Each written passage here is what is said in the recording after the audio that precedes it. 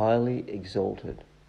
Therefore God has highly exalted him and bestowed on him the name that is above every name, so that at the name of Jesus every knee should bow, in heaven and on earth and under the earth, and every tongue confess that Jesus Christ is Lord, to the glory of God the Father. Philippians 2, 9-11. Christmas marked the beginning of God's most successful setback. He is always delighted to show his power through apparent defeat. He makes tactical retreats in order to win strategic victories. In the Old Testament, Joseph, one of the 12 sons of Jacob, was promised glory and power in his dream. But to achieve that victory, he had to become a slave in Egypt.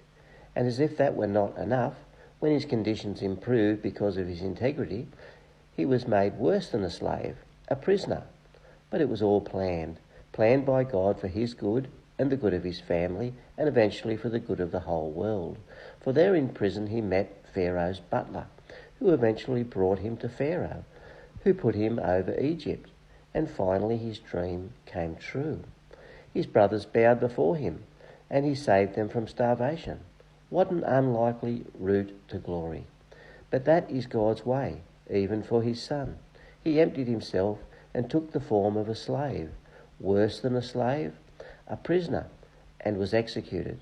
But like Joseph, he kept his integrity. And this is God's way for us too.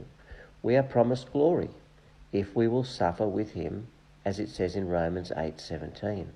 The way up is down, the way forward is backward. The way to success is through divinely appointed setbacks. They will always look and feel like failures before we are highly exalted.